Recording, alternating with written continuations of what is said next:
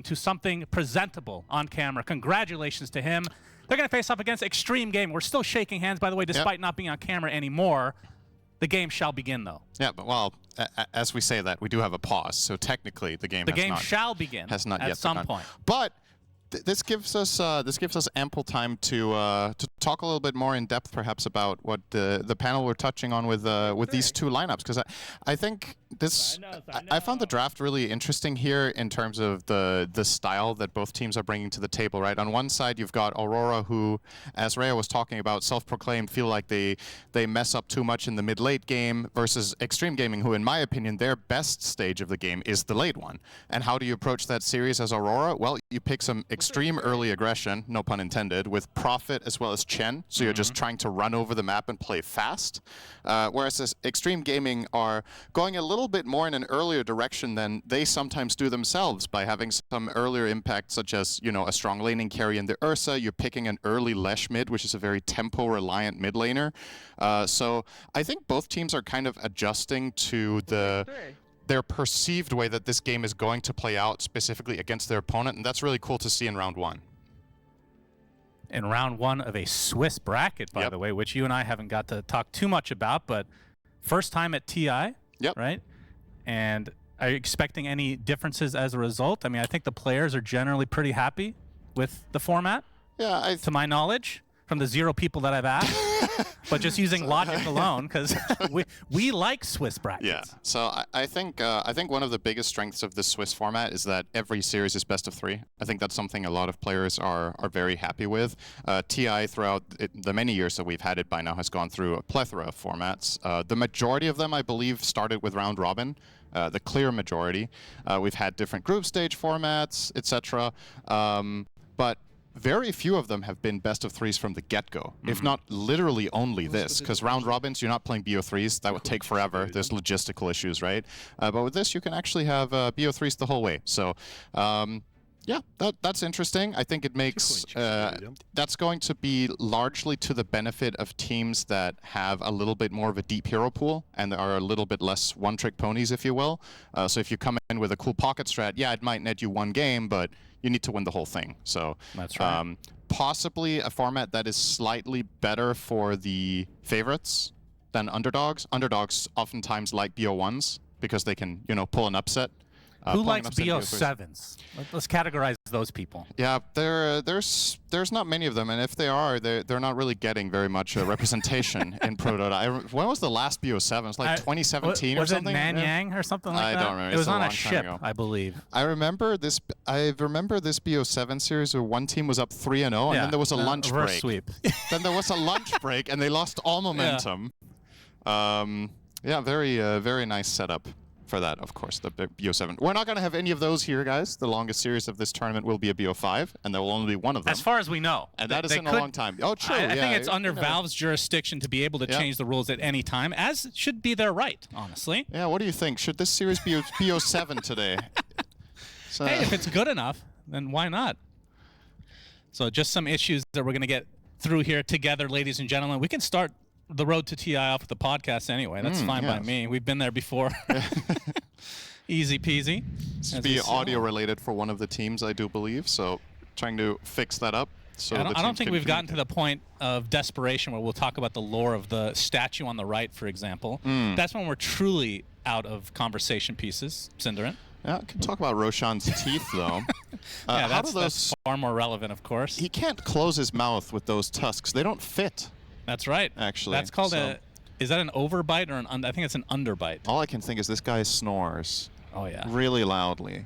You know, a good way to deal with snoring, by the way, is to use mouth tape. You ever heard of that? Mouth tape? Yeah, I actually been using I've been literally taping my mouth.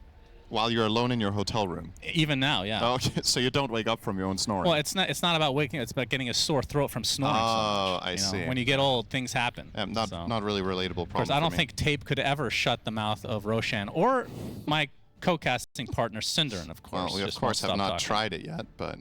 True. I'll start talking out of my nose instead. So, with the... What patch are we on? Is it a C patch? I think it's D, right? D at this point? If I'm not mistaken. What are you expecting that is different from the past tournaments that we've been covering? Because it's been a hot minute, right? Like the last big tournament was EWC, which is over a month ago at this stage. Yeah, I think largely what the D-patch brought about was, you know, whatever was, this is usually how when the letters get far enough, when we get into D, sometimes E, even F, rarely, versions, then a lot of the times the later patches are mainly just nerf patches, which, you know, you look at, okay, these meta heroes were doing too well in the previous tournament, or there's like some tech that you couldn't have foreseen. Like sometimes it can be teams stacking a specific mechanic. If you go down history, sometimes there's been a patch where healing was just really powerful and teams were running like 4 or 5 healing heroes. And then maybe you nerf either the playstyle or the heroes specifically. In this one, I think it's kind of just been like a broad, okay, these heroes are a little bit looking too powerful. They're getting way too much priority in Pro Dota. You nerf some of their abilities slightly and their item build-ups.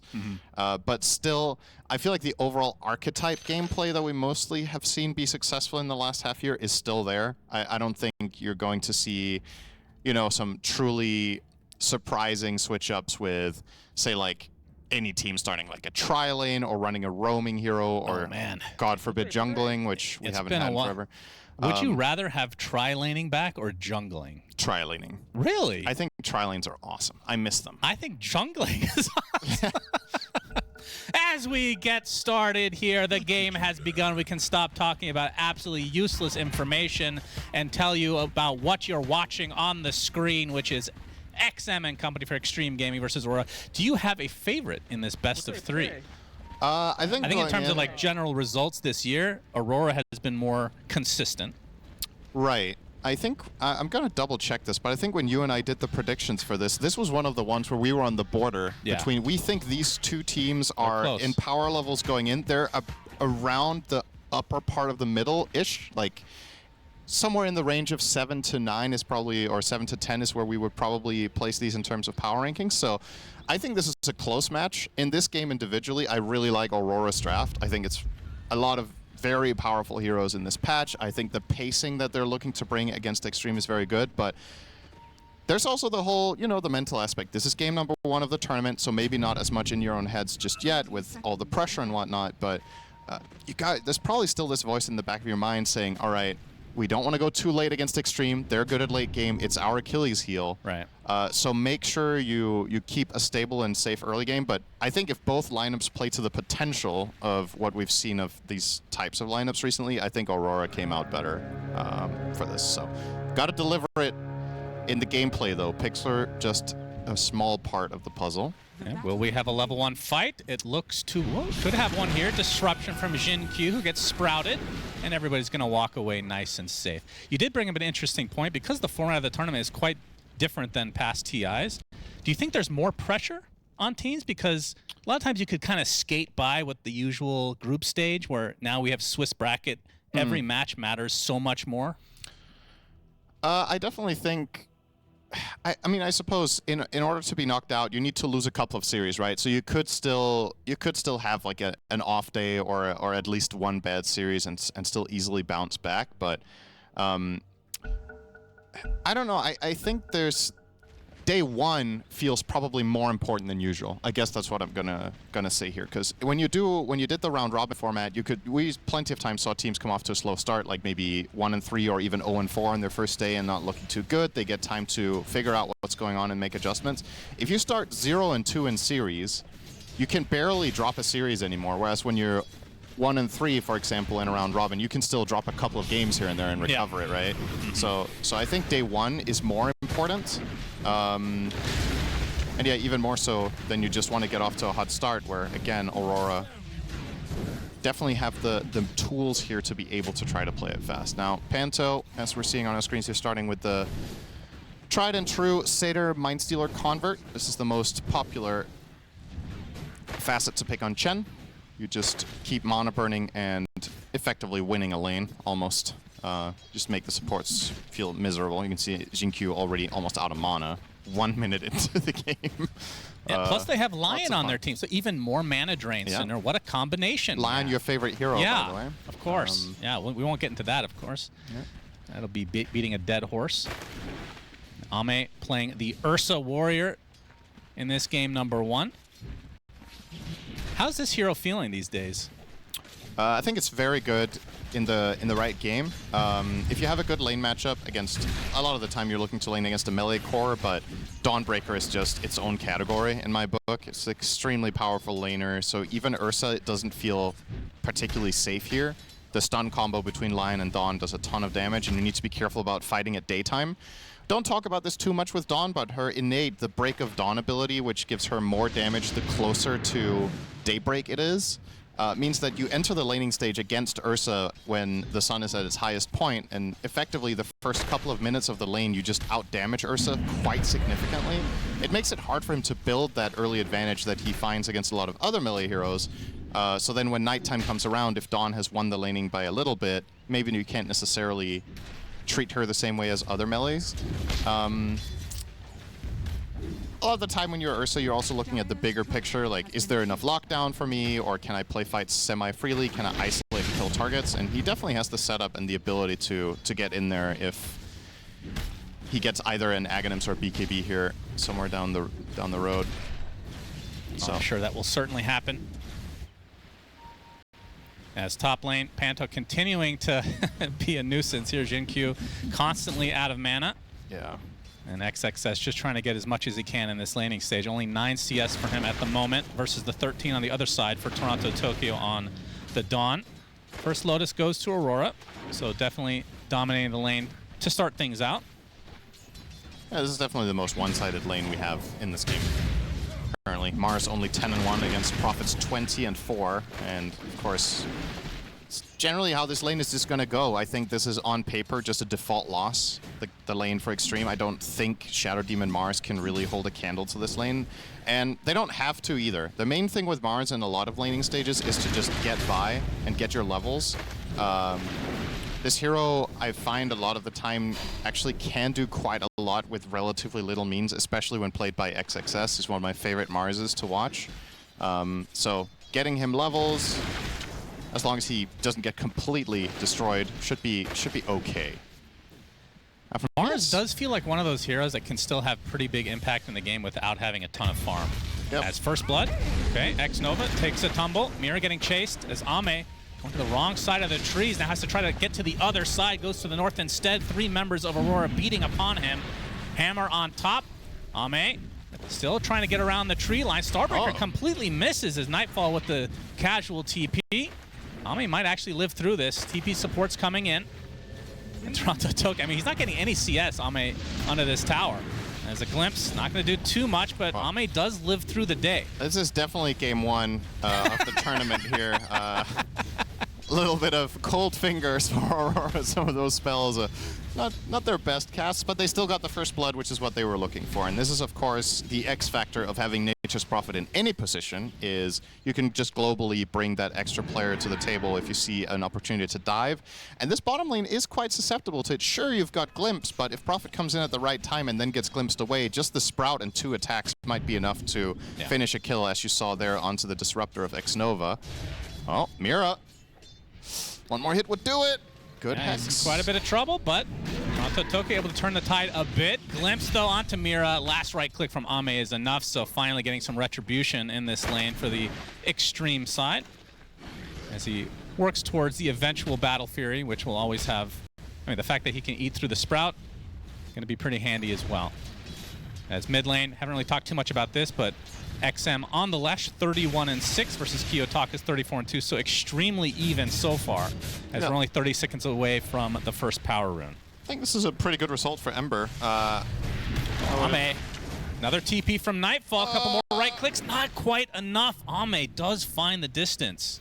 Yeah, I was going to point out, he opted for treads. I feel like, correct me if I'm wrong, I think phase is still the majority of the time is the prioritized choice, the preferred one for Ursa's, but this time around, so as well. Maybe the health from treads there slightly better than the armor. I don't know, I think phase would have saved him as well, but we'll see if this build-up, obviously on Ursa it might be a little bit counterintuitive, right? You have a built-in ability that gives you 1,000,000 attack speed, and then you're still buying the attack speed boots rather than the move speed ones to stick on your target and the ones that give more flat damage, but Yeah, I guess in all the downtime and being able to tread switch, this has some merit.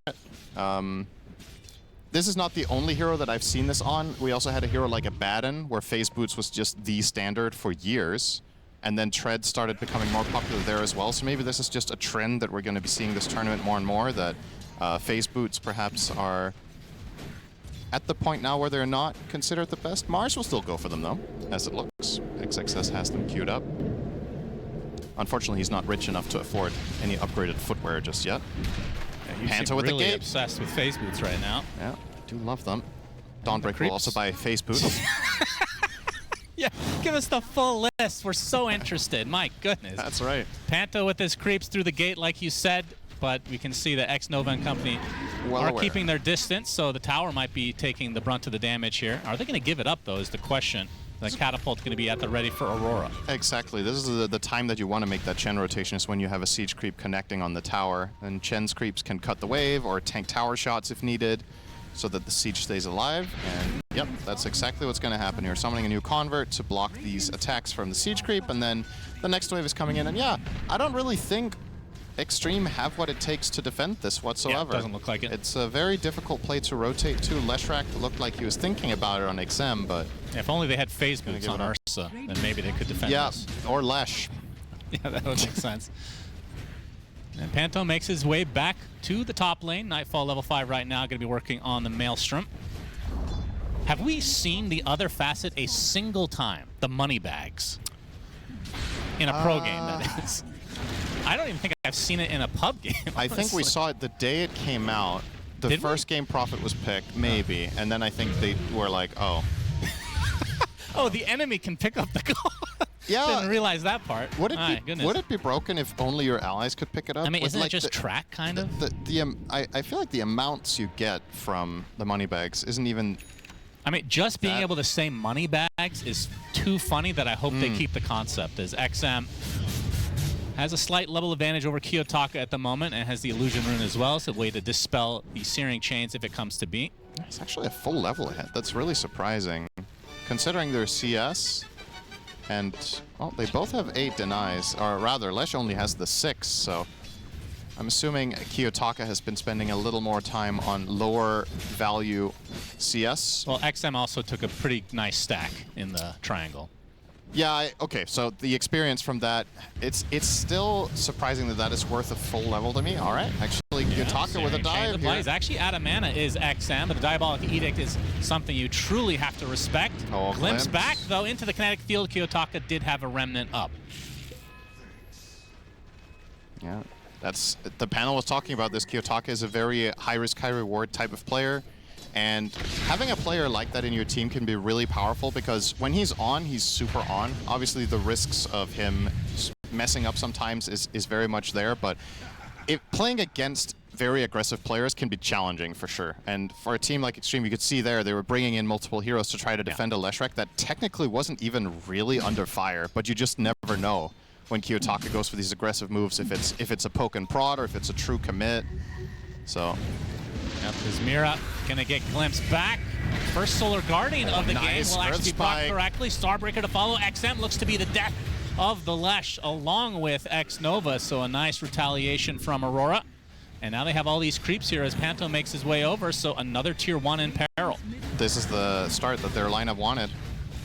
As already established, their team can play very fast in this game and kind of exploit the early power timing of heroes like Chen and Prophet to get those buildings down. With a 3K lead, looking at a mid tower as well, could be closing in on the 4,000 gold already.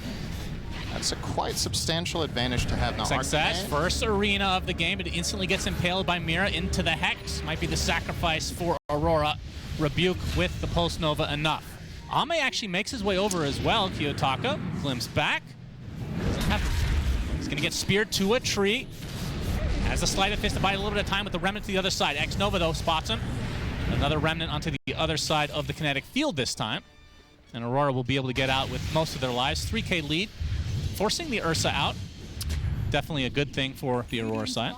Yeah, the enemy team placed 5 heroes mid for like 30 or 40 seconds. This is a lot of efficiency being lost in side lanes. In the meantime, Prophet just TP top and immediately continued farming. The Dawnbreaker's bottom, so Aurora, without question, getting more out of the this exchange. Yes, you did stop the push, but having to bring all 5 heroes to stem the bleeding is not ideal, to say the least, for Xtreme. Still, this is not in the territory of...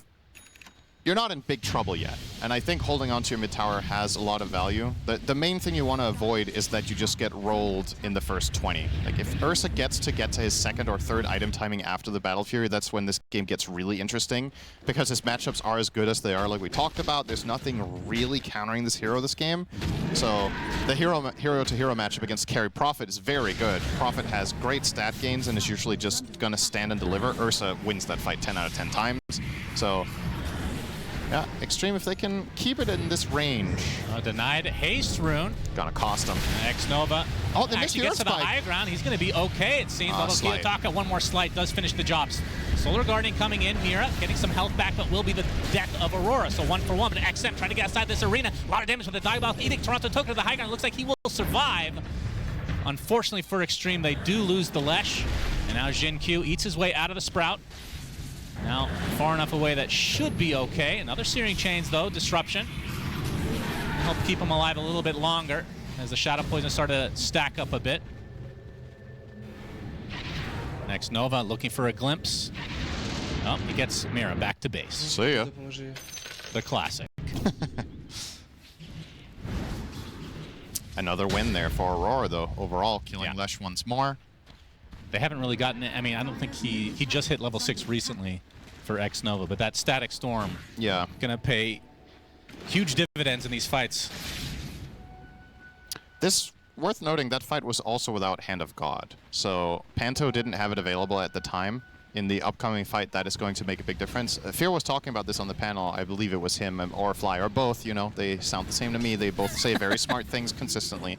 The sustain between Chen and Dawn is nothing to scoff at here. A lot of Xtreme Gaming's damage is actually not bursty. It's only really the Ursa that brings that burst to the table. Lashrak is consistent damage over time. You're definitely getting in your Chen heal. You're definitely getting in your Dawnbreaker heal in that. And as they also mentioned, damage issues is a bit of a concern. Between Mars, Shadow Demon, and Disruptor, these heroes don't do significant damage, so you're really putting all your eggs into the Leshrac Ursa basket to do the damage needed to kill heroes, which in turn means that in this early part of the game, you know, the sustain goes a long way. Interesting to see Panto opt for drums over mech, by the way, for that reason in particular.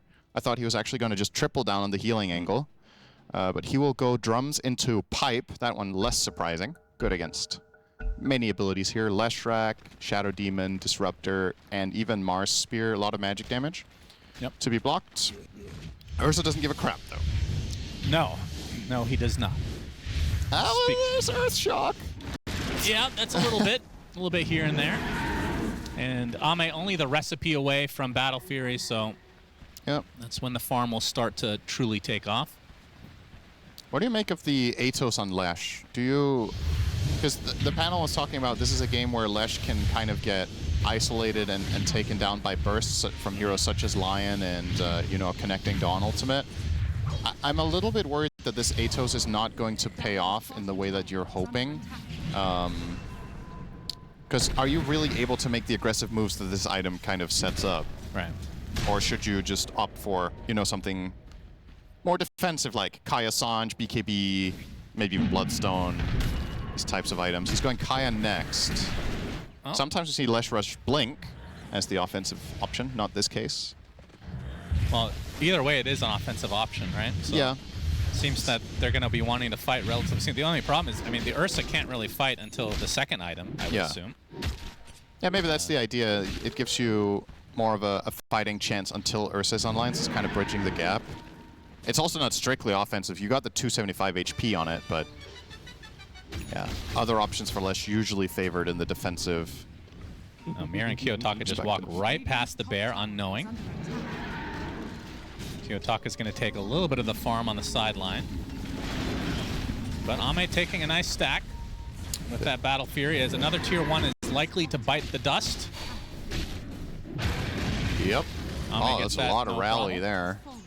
Oh yeah, I love rally. Skeleton Warriors getting to work. What's the Sorry, go ahead. I was going to say, really surely you're going mid next, right? I thought you were going to mention phase boots again. My bad. Yeah. Well, if those skeletons had phase boots, that would be... Oh, they're going to jump.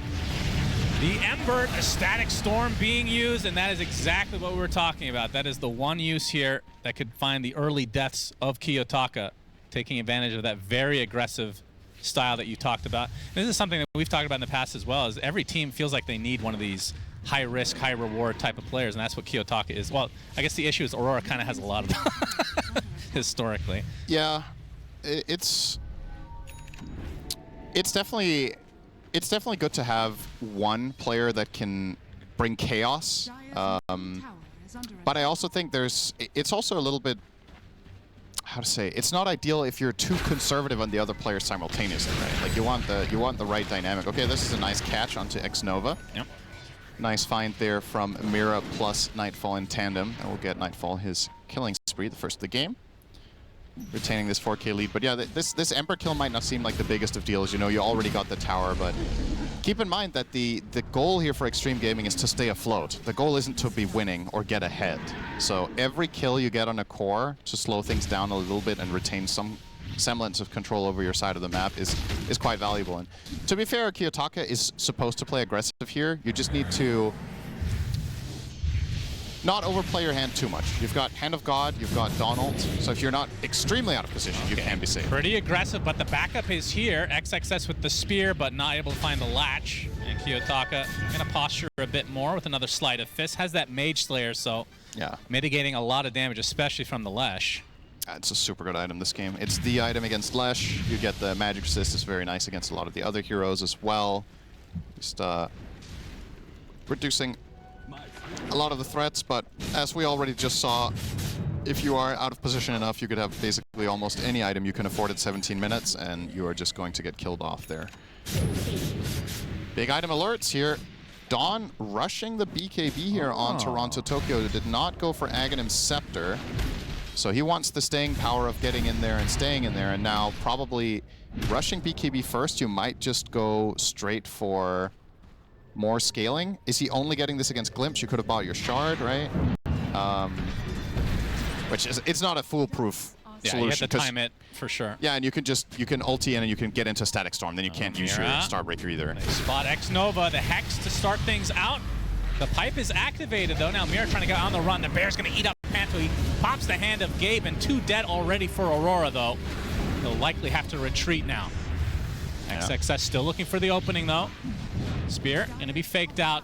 Not able to find anything though, so Xtreme get 2 supports and a tier 1 tower in all likelihood.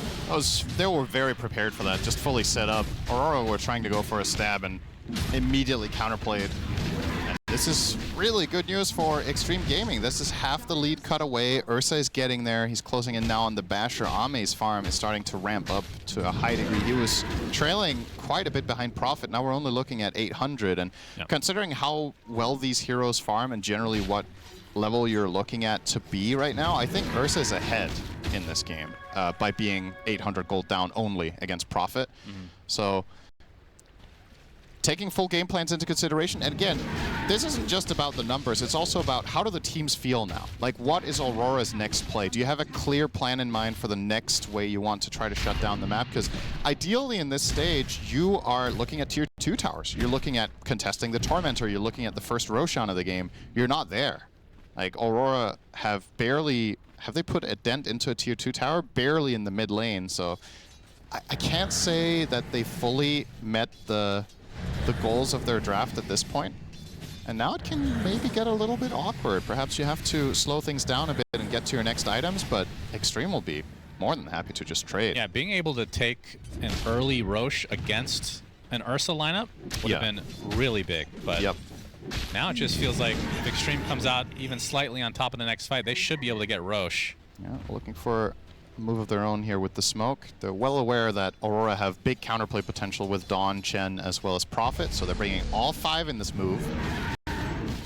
And Mira, I believe, did just get scouted there by XM, so he's probably going to end up dying here. It's a small price to pay, though, for a 5-man smoke break. He might even get out. Oh, nice. Very played. Close. Beautiful stuff. But it will be the old Tormy. Yeah. Shard goes to Xnova. not the best. I mean, how good is Cleanse this game? I guess that depends. It's good against chains. Yeah. Mainly. That's kind of it, I guess. That's really it, which is also still really good, to be fair. Yeah. But from my perspective, this isn't so much about you getting on your supports. It's about the fact that Aurora don't get this, which was, you know, again, this is part of what their lineup is meant to do, is get these early objectives kind of for free by being impossible to overwhelm. And Xtreme Gaming have already managed to do just that. Yeah, so. And if Aurora had the 50-50, if they were to get Torm, then potentially Chen could get the Ancient Creeps. Yeah. Which is one of the bigger power spikes for a support, I feel like, getting a Shard. Even Lion's Shard isn't too bad this game either, right? You're playing against a lot of stuns, and just having this reliable Mana Drain upgrade would have been quite nice in the fights too.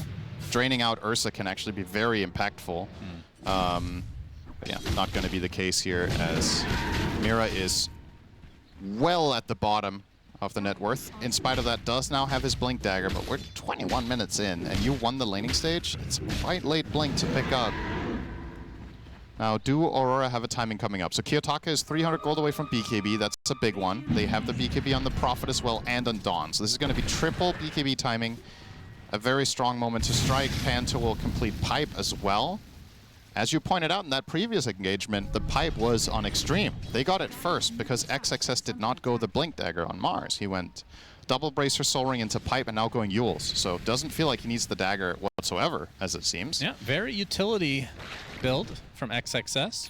I kind of like it. You got Glimpse anyway to bring heroes back as long as you run into them. You've got Ursa who has dagger and now Basher, so he can go in first.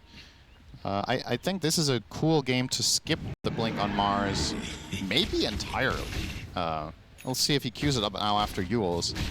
Wouldn't necessarily mind just seeing him going more aura heavy or something like, I don't know. I feel like he'd get it at some point, surely. Yeah. Probably is. I mean, if this goes late, you do want the jump, right? It's just the surprise of the catch. But I wouldn't blame him for not queuing it up next. I think there's some other interesting possibilities with something like, if you wanted to get creative, like Octarine Core, or you could just buy another Aura Hex. Let's see. BKB. Smoke from Aurora. Queuing up the BKB for now. Just wants that presence. They spot XXS. I don't know if that is the easiest target to go for, though, with that Pipe and Yules at the ready. They have to hex him if they want to burst him. He has Yules and, yeah. They do show that they're there. Mira, in the meantime, finding a support on the other side. Gets the finger, and that is the death of X-Nova. Okay, can they convert this to anything? Roshan is currently bottom. Looks to be what they're potentially planning here. And well, this would be pretty big if they can get away with this, but I do feel like Xtreme could try to contest. This is extremely telegraphed. They have to know this. Like there's no way. Yeah, you can see XXS already. Yeah, I'm trying to delay. Moving in. I don't know if they can stay in the pit. They can. XXS has the arena. Gonna get sprouted to start things out. Very tanky boys. Nightfall trying to get through it. Gets the Mars arena off onto 2 with a Rebuke to follow. Demonic conversion is Nightfall. Pops the BKB. Trying to right-click everybody is XM, also popping his BKB. He's going to be fine. Solar Guardian not going to hit anybody. It's Toronto, Tokyo, now Yules. Speared into the cliff with the Split Earth to follow. Kiyotaka with a nice searing chains onto several heroes. And after all of this, they do get the glimpse, but that's the BKB now from Toronto, Tokyo. Ame in a little bit too deep. Pops the Enrage. Can mitigate a lot of that damage as a result. There's the Static Storm. Just on the outskirts, the Ember in a lot of trouble. Will be able to get dropped as XM pops the Essence Ring to stay alive. Meantime, disruption to save the time being is Ame, focusing everything onto Nightfall. The spear onto the low ground. Nightfall might be able to get out now. Gets glimpsed though into the Split Earth. Down goes another member of Aurora. Toronto, Tokyo trying to get something out of this fight. But he's just likely going to get glimpsed back. Oh, that's down for 6 seconds. So might be fine, in fact, with the cover of creeps on the high ground. But still, 2 cores dead for Aurora. And Xtreme, they defend the Roche successfully. That was exceptional defensive utility usage there from the side of Xtreme. Keeping Mars alive there was very impressive. They needed to do everything more or less flawlessly in the tail end of that fight. XXS gets off the Yules at 100 HP. He comes out, he gets disrupted, then he gets glimmered, and in the meantime, they're hitting all of their offensive abilities too. Just dancing around the 3 BKBs of Aurora, losing absolutely nothing here. We're going to see the start of the fight here. Also, keep in mind, XXS is solo here for the first 10 seconds. Yeah. It's just a full-on bluff. If they hard commit on him, he's just going to die, but instead they don't have the information. Lion gets burst immediately by Ame, which is a huge find to start off this fight. Nice offensive Yules, gets the spear catch. And now here, it doesn't look clear-cut that this is going to end up the way that it did, but the glimpse... The fight could have ended here, right? Yeah. Aurora could have disengaged. They wanted him bad. Could have disengaged, and... The fact that they held on to Static Storm this long, a lot of patience. Look at this from XXS. Side. So Yules, he has 60 HP. Okay, that's not XXS anymore. It is the duality of Kiyotaka. A little bit of a face palm there. Modern day Eternal Envy, some would call him. He is, in terms of playstyle and hero pools, you could say sometimes at least. Well, I guess the only hero he truly shares with Envy is actually the one we're seeing in this game. At least the number one that comes to mind for me is that Ember. That Envy obviously had some very famous moments on many years ago. One of the most entertaining players in the game's history. I think most people would agree with that. Just That's right. Some players just create moments, for better or worse. And Kiyotaka is... I would say Kiyotaka is more stable than Envy was. I think Envy just had games that left you completely dumbfounded the whole way through. And Kiyotaka has these ridiculous pop-off games where you're like, this guy's the best player in the world. And then in the next game, you're like... Who is this guy? Yeah. What happened in 20 minutes? That's true. It's not a fair comparison. Nobody can really, truly be compared to Envy. Yeah. He was one of a kind. Nobody played for late game as much as Envy. Yeah. Oh, yeah, that's true. He leveled up when he lost Barracks. That's when he played his best, always. Yeah, Kiyotaka, not as much of a comeback player. He's generally the guy paving the way for success or kind of going down with his ship. Yeah. So far in this game, just a simple 1K lead for Xtreme. Looking at the bigger picture, though, do like it for them. And especially now, if they manage to get this Roshan, which seems completely uncontested from Aurora. Say that, Kiyotaka might try to be cute here. Okay, we've seen a steal or two from an Ember. Remnant in, and Ame is able to get it. They can take the Yules now. Onto Kiyotaka's going to pop the BKB. He's going to take the brunt of damage from Ame, trying to get through him, but there's a Solar Guarding. He's actually stuck inside the pit. They've been able to get the burn through this Aegis to start things up, but Ame able to get to the other side of the pit in time. Mars Arena onto 2. Meanwhile, XM, he was taking the brunt of damage for the time being, but his Toronto token pops the BKB, trying to pursue XXS, but another beautiful disruption from Jin Q. Ame in really deep. That is life number 1 for him. They take out the Ember. As XM with the BKB, he's just going to run away, and Ame looks like they want to fall back. I say that, but their spear onto the low ground. Mira in a lot of trouble, gets the finger of death, but dies shortly after. The right clicks are enough from Nightfall to delete XM from the map. Ame now focusing onto Nightfall, cannot get the bash, but the glimpse back, and another right click will do it. Meanwhile, the bash is reserved for Toronto Tokyo instead. Down he goes, 4 dead for Aurora. Looking for the cleanup onto Panto, but looks to be safe for the time being. Damn. There's a little bit of divine intervention in that fight, and it's going against Chen, so might want to change his faith after this one. Well, Mars just has a haste rune spawning in front of him, picks it up, and gets the backstab angle onto Mira, which had pretty big implications for that fight. If he doesn't get that spear into the river, perhaps Mira gets another stun chain on the Ursa, and we could be looking at the direct opposite outcome. You're going to see the replay here. So first of all, good defense from the side of Xtreme to protect the Aegis from Kiyotaka. Now this Dawn ulti, very, very strong coming in from Toronto Tokyo, does give them a fighting chance. I'm not sure if we get all the way through the replay. This is coming up, but now you see 28 minutes coming in. Now the haste rune is going to spawn at the bottom right of the screen there. And as he comes out of disruption, Mira could have taken it. He didn't see it. Wow. Oh, he never had the mouse or the camera around his hero, which is very understandable. You're looking at the fight, not where you are yourself necessarily, but if he could have taken that haste rune, we could have been looking at a very different result. XXS continues using it here, right? Gets that, just runs and gets the backstab on Mira and then following up on additional heroes. And since he isn't playing with Blink, he was not really going to get there in the same fashion without a haste. A little bit of a gift from the gods there going his way, and now 6K. In a pretty healthy spot. I mean, they don't have the Aegis anymore, of course, but they used it to be able to win that fight relatively handily, and now it's that 5K lead. And it's worth keeping in mind that the prognosis here is about a 60% advantage for the Radiant, but again, I think you can maybe add some percentages to that. Knowing the teams. Instantly bash and just destroyed. Ame, no chance to get away for Kiyotaka. I believe that's the Abyssal reveal, right? I don't think he had it last fight, so Kiyotaka might not have anticipated this. And looks like Torment time again. Yeah.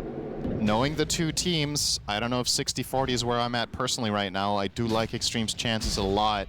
This is the stage of the game that for many Aurora games, things you start bleeding out a kill here or there, making a few mistakes. Yeah. You can't afford it here. Like, we're looking at almost perfection here on out if you want to stabilize this game once more. XXS has a full AC, by the way. Yep. Split Earth. Gonna find Toronto, Tokyo, trying to get out, but the bash, and Ame just eats him for dinner, or breakfast since it is morning here. Yep. And Nightfall trying to find the distance. XXS, of course, not with the Blink Dagger, but he is so ridiculously tanky now. I love the AC choice. Like I was saying, I don't think Blink was a necessity. He was queuing up BKB for the longest time and then just took that good fight. And he probably felt like, oh, I had 4K, now I have 5.5. Maybe I'll buy something bigger.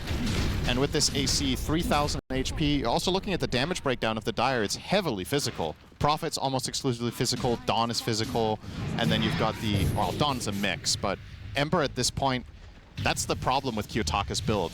Do you even talk about damage types? Do you even talk about damage? Yeah, that's You have BKB Mage Slayer at 32 minutes. Your hero does very little damage, so I don't think the BKB was necessary at all, so I really like XXS's choice here of playing like a hybrid item. This is nice just to, you know, stand in the front of the fight, take as much damage as possible without dying, and adding to your own and Ursa's output.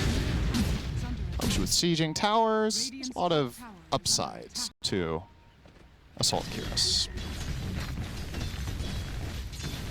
Feels like this has been 20 minutes in the making that Panto's hitting this tower. Yeah, the Satyr will finally get something. He'll get solace in death. Yeah. Tower survives. Close Just to ticking away at it now though. On XM as well. But Xtreme with a 10K lead now in a pretty comfortable position. So from Aurora's side, what are they missing here? It feels like these fights are pretty long-winded, I want to say. They're missing damage. I think that's the simple answer to that question. You just don't do enough. All right, well, obviously Nightfall is going to be getting more damage, but you're saying a second hero needs to arrive, right? I think so. So in terms of itemization, what are you looking for either the Dawn or Ember? So Ember could go something like Kayasan Jags, but talking like 9,000 gold. Yeah. For Dawn, AC, which is on the docket here for Toronto, Tokyo, I think is the best pickup because he needs to be able to, first of all, increase his own output and staying power in the fights, but also it helps Prophet do that little bit extra. So I think these items are fine. The problem is you are the team that needs time now, and that is really not where you want it to be. But yeah, Daedalus plus AC, and then Ember getting one damage item perhaps can swing things around a little bit. It's the Daedalus complete. That's 1 out of 3. AC is 2 and a bit thousand away, 2.5K. And Kiyotaka is not committed yet for the Kaya, by the way, so I wonder if he's weighing his options here, if there's something else he's seeing. Divine Rapier, Syndrome? Yeah, just go for it, go YOLO. It wouldn't surprise me if Kiyotaka did it, surprise me for anyone else. Well, considering he's not buying this yet, either he does not have enough for buyback and it. He does not indeed. Quick buy and buyback, 80 gold away. So maybe that's just the case. He's just got it locked. Or, I'm just trying to think of what alternative items he could be considering. Because I think it's good if he goes a magic route, because if he also starts going a physical route along with his Dawn and Prophet, I think the AC and Shivas are just way too good. Right. You have to mix your damage types here. I mean, maybe things change a bit for Xtreme now that the AC is online. They don't exactly have the craziest tower push.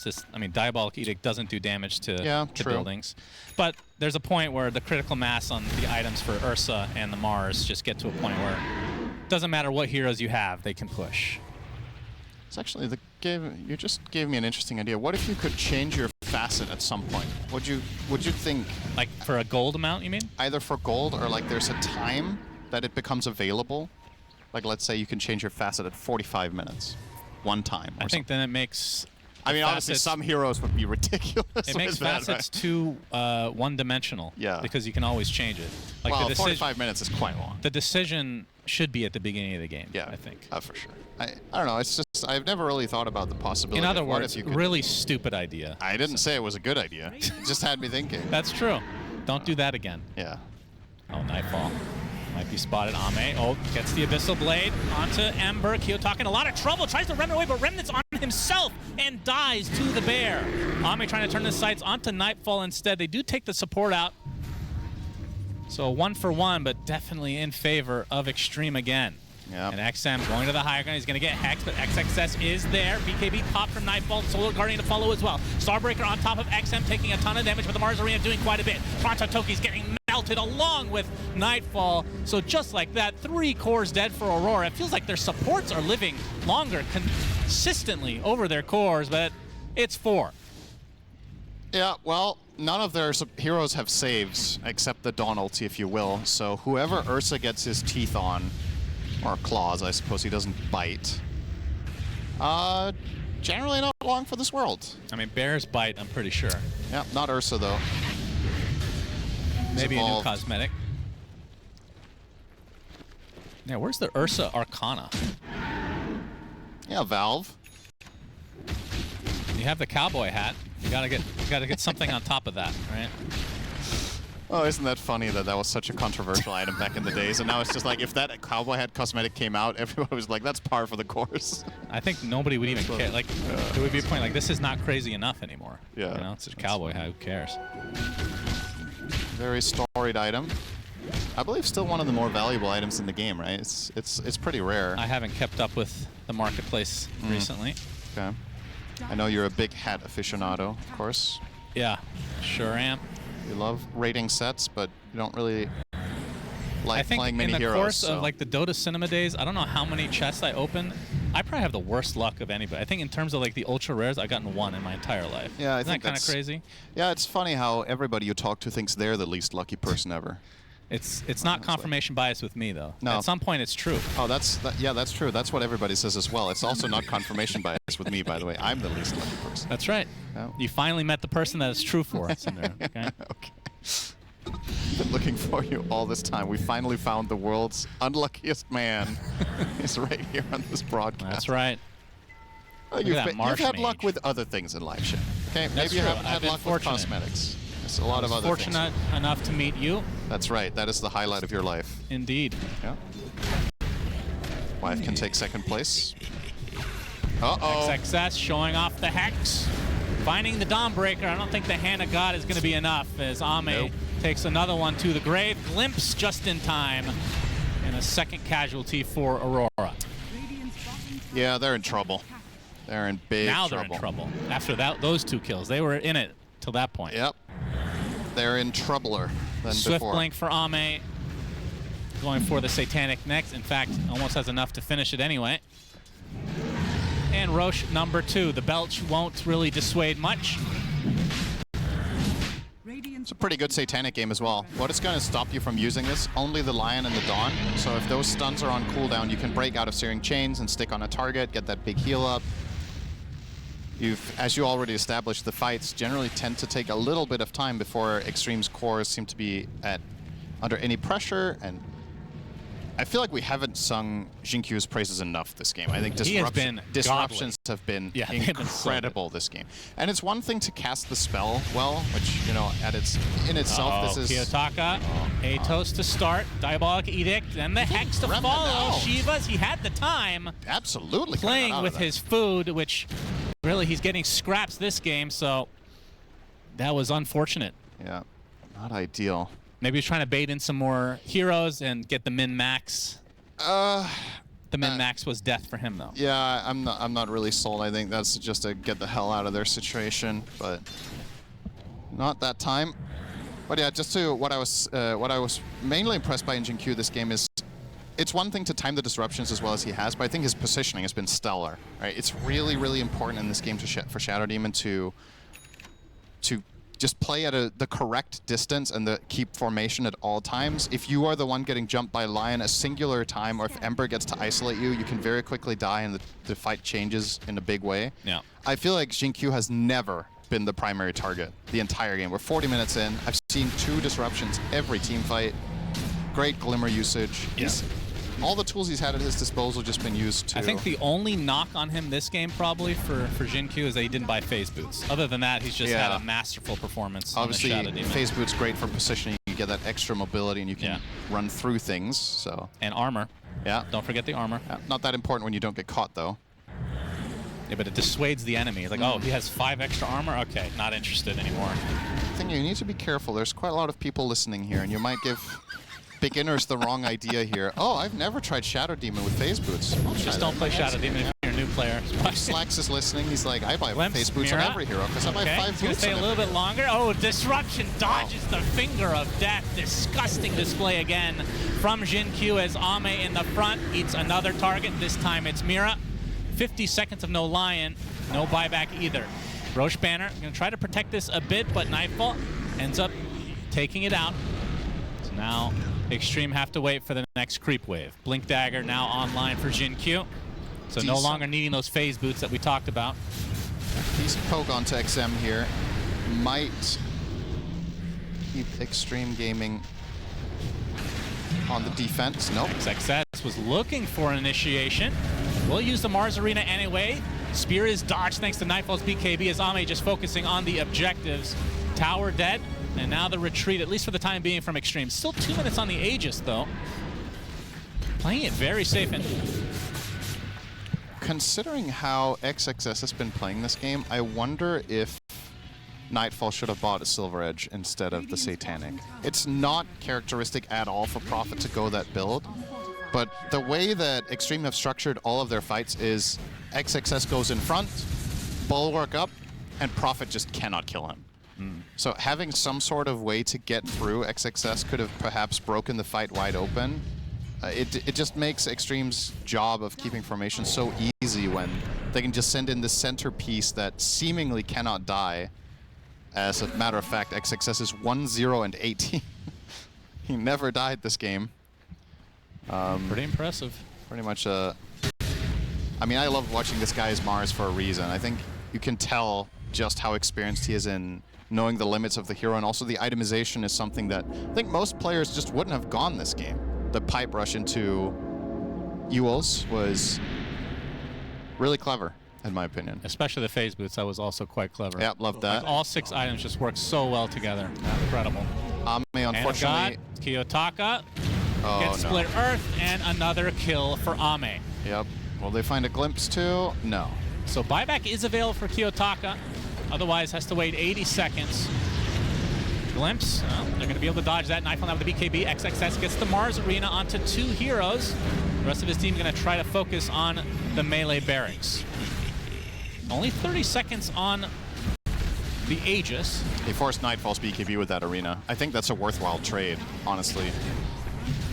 Yeah, this will be 1 lane at the very least, and they will likely go mid to try to capitalize on this. What can Aurora do here? Another fortification. That's going to be potentially the last of the game. Aurora can thank the format that this is not a BO1, so they get a chance to return fire in the upcoming games, unless they find some heroic play here. Okay, good Ghost Scepter. Yes, they still have the spear connection, and that is going to be a dead Lion. 50 seconds of no Mira, no buyback to come either. And more buildings will melt, so they're waiting for this death timer of Kiyotaka, despite having the buyback, just for one last hurrah, but they're going to lose most of their buildings in the meantime. Actually, the jump onto Nightfall, already at half HP. The Solar Guardian doing very little. That is the death of Nightfall, and they did not buy back on Kiyotaka at all. In fact, they're just going to call it GG. So game 1 going to Xtreme.